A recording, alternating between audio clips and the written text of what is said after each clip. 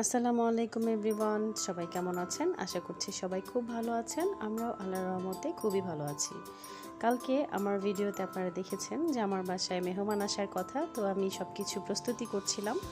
আর হ্যাঁ, আজকে সেই মুহূর্তটা আপনাদের সাথে শেয়ার করতে যাচ্ছি যে আমার বাসায় কে এসেছে। এই যে আমার বাসার বড় মেহমান আপনারা দেখতে পেলেন, আমার ভাইয়ের ছেলে মাসুম।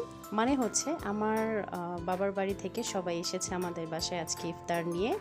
তো আজকে হচ্ছে সবাইকে আমি ইফতারির দাওয়াত করেছি আমার বাসায়, তো সেজন্য সবাই এসেছে আজকে আমার বাসায়। সবাই মিলে একসাথে আমরা একটু খাওয়া দাওয়া করব, ইফতার করব। তো ভাবতেই ভালো লাগে আসলে, বাবার বাড়ি হোক বা যে কেউই হোক, শ্বশুর বাড়ি বাবার বাড়ি যেই হোক না কেন, বাসায় মেহমান আসলে কিন্তু আসলে আনন্দের কোনো শেষ থাকে না। তো আজকে আমাদের বাসায়ও খুবই আনন্দ। আমার ছেলে তো ভীষণ খুশি, ওর ভাইকে ওর নতুন যে খেলনাটা আছে, খেলনা গাড়িটা ওকে কিনে দিয়েছি, সেটা দেখাচ্ছে। আর এখানে হচ্ছে আমরা সব কিছুর প্রস্তুতি করে ফেলেছি, যেহেতু ইফতারের আয়োজন। তো আমরা ইফতারির সব কিছু রেডি টেডি করে নিয়েছি। আর এখন হচ্ছে যে যার মধ্যে একটু বসে কথা টথা বলছিল, আমরা সবাই মিলে একটু আড্ডাবাজি করছিলাম। আর আমি যাতে করে একটু সময় তাদেরকে দিতে পারি, সেজন্য কালকে থেকেই কিন্তু আমি আমার মোটামুটি কাজকর্মগুলো সেরে রেখেছিলাম। আর আজকে আমি আমার সমস্ত চাচিদের বাসায়ও ইফতারি পাঠাবো, তো সেজন্য আর কি সব কিছুর প্রস্তুতি আগে থেকেই করে ফেলেছি।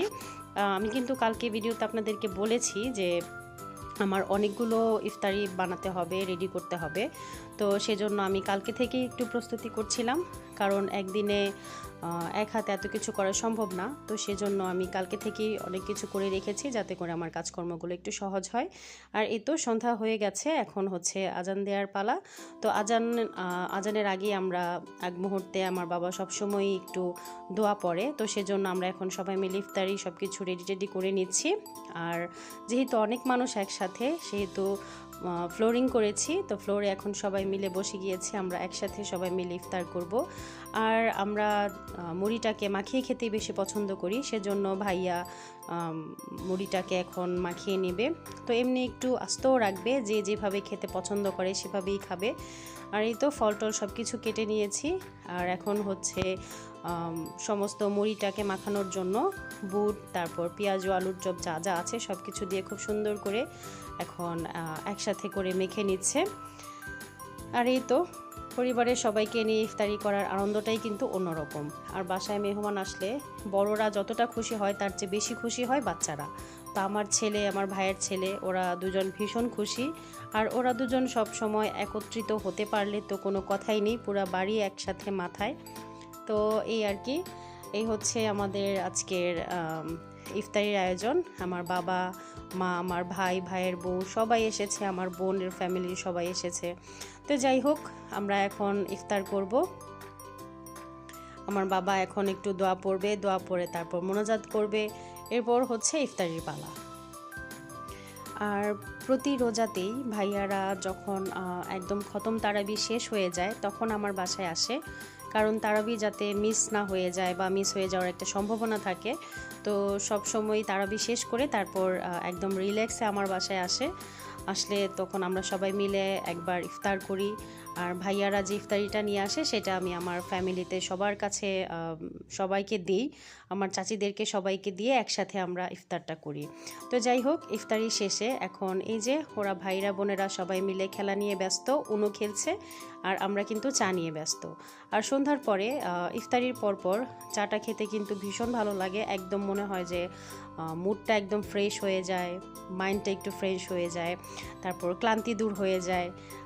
আর ভাই বোন সবাই একত্রিত হলে তো একদম ওনারা খেলাধুলা নিয়ে ব্যস্ত। আর এই যে সবাই কিন্তু এখন বসে বসে কথা বলছিল।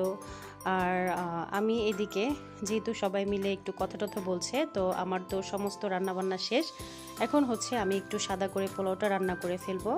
তো সেজন্য আমি একটু পেঁয়াজ কুচি দিয়েছি, তেলটা একটু গরম করে নিয়ে তারপর নর্মালি যে সমস্ত মশলা দিয়ে পোলাও রান্না করি, তেজপাতা, দারচিনি, এলাচ সব কিছু দিয়ে একটু পেঁয়াজটাকে ভেজে নিচ্ছি। ভেজে নেওয়ার পর আমি চালটাকে ছেড়ে দেব। তো এই তো পেঁয়াজটাকে একটু লাল করে ভেজে নিয়েছি, তারপর আমি এখানে চালটাকে দিয়ে দিয়েছি। আর পোলাওর চালটা যত ভাজা হয় তত কিন্তু এর সুন্দর একটা ঘ্রাণ ছড়ায়, আর পোলাওটা কিন্তু খেতে খুবই মজা হয়। তো সবসময় আমি যখন সাদা করে পোলাও রান্না করি একটু চেষ্টা করি হাতে সময় নিয়ে চালটাকে একটু ভেজে নিলে কিন্তু পোলাওটা খুবই সুন্দর হয়। আর এদিকে আমি কিছু পটল নিয়েছি আর কিছু বেগুন নিয়েছি, এখন এটাকে ভেজে দেব। পোলাওর সাথে হোক একটু সাদা ভাতের সাথে হোক, এটা কিন্তু খেতে ভীষণ ভালো লাগবে। আর এই তো সবাই নামাজ পড়ে ফেলেছে, ভাইয়ারাও নামাজ পড়ে চলে এসেছে। তো এখন হচ্ছে রাতের খাবার দাবারের পালা। খুব বেশি দেরি হয়ে যাচ্ছে, তো সেজন্য এখন রাতের খাবার দাবার দিয়ে দিয়েছি সবাইকে। পোলাও আছে, সাদা ভাত করেছি, ডাল, বেগুন ভাজা, পটল ভাজা, মুরগির মাংস, সাথে ডিমের কোরমা আছে।